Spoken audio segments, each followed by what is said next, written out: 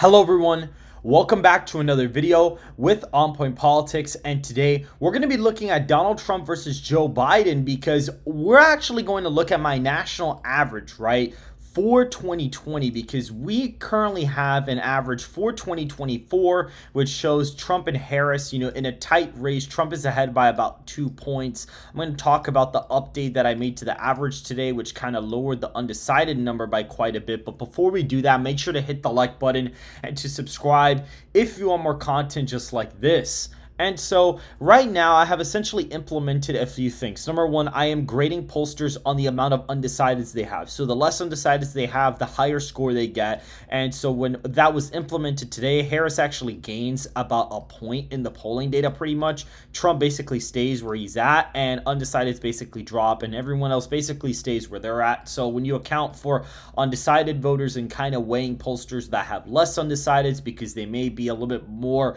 sort of capturing of the electorate, they may be more reflective of the actual electorate.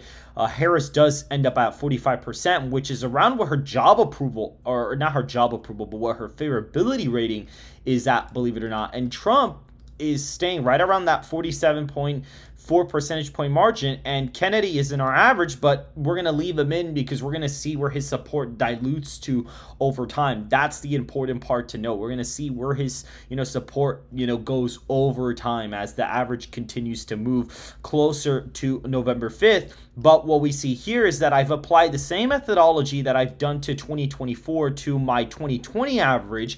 And we are using the same electorate as 2016 because we probably would have used the same electorate. We would have been able to see, okay, we're going to weigh for a certain number of the electorate like we're doing for 2024, and neither Republicans or Democrats would have really had enough of something to happen for me to really shift the aggregate that much for the electorate. The only reason why I'm boosting Republicans about a point right now, or at least basically by a point, the reason why I'm doing that is because of the fact that Republicans have literally netted voter registration in every single state, cutting a bunch of their leads in some states, or doubling leads by more than double or half, or cutting leads by half, except Colorado. So there's been such a net gain for Republicans statewide across the country, so much that I'm literally bumping the aggregate a point for Republicans in the electorate. And essentially what we do is we're weighing all the polls for the target electorate, and that kind of corrects some of the polling data. And when you do that for 2020, you get Biden at 49.3%. He ended up getting around roughly, if this will load, this was not 2020. If we go over here, he ended up getting around 51.3%, and right now he's at 49.3. So this underestimated him by about 2 points, but Trump got 46.8. This underestimates him by about 2.7%, but the spread of the national popular vote is a lot more accurate. It's looking at the spread of the aggregate is a lot more accurate than previous times. I mean, you had the RCP having Biden plus 7.2. That's absolutely ridiculous. You had 538 Biden plus 8.4 in 2020. This aggregator would have been the most accurate if we would have applied this to the 2020 election. And yes, undecided voters, a lot of them would have broken a little bit more towards Trump, but we would have been able to have an accurate spread in the popular vote, and we would have been able to at least have this as a battleground map. And with Biden winning the popular vote by 5.2, I would have probably said, okay, he's going to win the Rust Belt. He's going to win Nevada. He probably would win Arizona. The only state that would have been a little bit up for grabs maybe would have been Georgia, because we would have probably seen the trend in Georgia. It was trending, to the left, over time. In 2020, it voted to the right of the nation by 4.2 percentage points. If we look at the nation right now, we'll clearly see that if we go to 2016, it voted to the right of the nation by roughly 7.2%. So it was trending about roughly, and then in 2012, we saw it kind of trended, it was 11 points. So it was basically trending like 3 to 4 points to the left, every cycle. So we probably, based off of that popular vote spread, could have been able to predict all of the major swing states going to Biden, and would have had North Carolina in this tilt Republican column. It voted to the right of the nation by 5.8%. So we probably would have estimated that it potentially would have been in the tail Republican column, but we would have been able to predict this election fairly accurately and would have been one of the best forecasters in 2020 if we would have had this moving average, which also accounts for undecideds as well. And so now looking at everything right now, we can clearly see, as basically as clear as day, that Donald Trump has the average right now. He has the advantage here, 47.4% to Harris's 45%, a 2.4 percentage point lead. And with Kennedy dropping out of the race, we'll see where his support goes. But if Trump gets at least, 75% of RFK voters, that's going to put him above 50%. And at that point, that would completely reshape the race. But even looking at, like, for example, Wisconsin 2020, if you weighed for the 2020 electorate according to New York Times, you would have gotten a Biden plus 2.1 average in Wisconsin, which would have been far better than most aggregators out there. That would have been far better of 2.1. I mean, that would have been miles better than most of the averages of like Biden plus 7, Biden plus 8. It would have been way, way, way better. So that is essentially what we are looking at right now in terms of the averages for this. And if we look at, for example, even the North Carolina governorship race right now, it's kind of interesting, but technically Stein is ahead by quite a bit. I mean, there's a lot of undecideds in this race, and they did actually go up since the other day. So this race could still go either way, but clearly you see that Stein is the favorite to win the race there. Looking at a state like Pennsylvania right now, Trump is up by around 2 points or so in the average, so that puts that in the lean Republican column.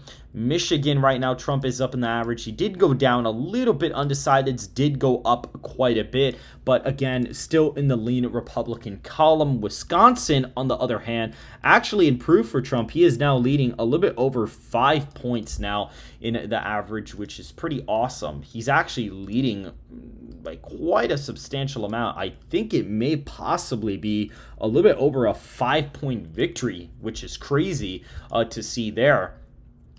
Looking at Georgia, the moving average has Trump up by a pretty decent amount, pretty much almost a 5-point lead.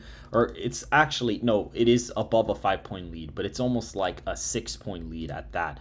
Looking at a state like, let's see where's North Carolina? Okay, here it is. Trump's lead expanded there. He's now 48.8%. Harris is 42. So he is now leading there by 6.8 percentage points. So that is a really fascinating number there. Looking at Arizona, he's leading there by quite a bit. He did go down a tiny bit. Undecideds did go up, but Trump is still leading quite massively there. Same thing for Nevada. Trump's lead actually expanded here. He's leading by a pretty decent amount. Harris at 41% in the state.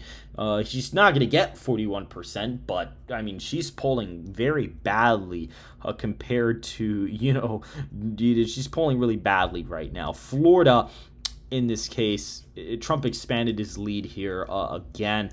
Looking at possibly a 13-point victory based on the aggregator we have. And then you have these deep blue states. Harris, I think, in our average is up by 4.8%.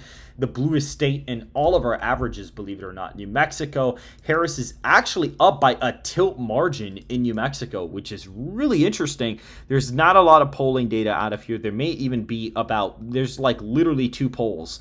But over time, she very quickly basically got to about 49%, Trump at 48.3%, and the undecided margin did go down. So the past couple of days, despite the limited data, we did have undecideds break for Donald Trump quite extensively in the state, and he's polling at about 48% in our aggregator, and he is at basically a tilt margin.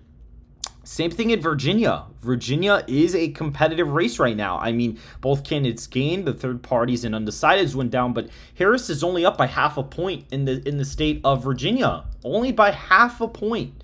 That is really, really competitive. I mean, New Mexico and Virginia right now, guys, these 2 states are in that competitive range.